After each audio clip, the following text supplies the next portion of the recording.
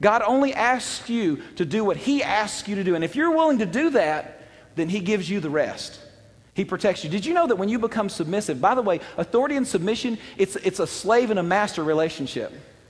And I know nobody thinks that's appealing, but let me say this to you. When God interprets slave and master relationship in Scripture, the master is totally responsible for the welfare of the slave as the slave submits to the master according to Scripture.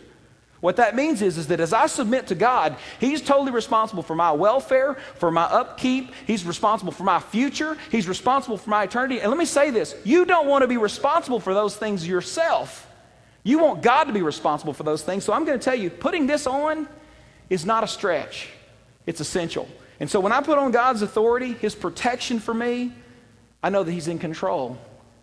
And I know that I can trust Him. Do you know that you can trust Him? Because along the way, when God asks you to do things, He's going to ask you to do some things that won't make sense. For some of you, when I use the word submission and authority, you're like, oh. Some things don't make sense, but they are essential. And they're true.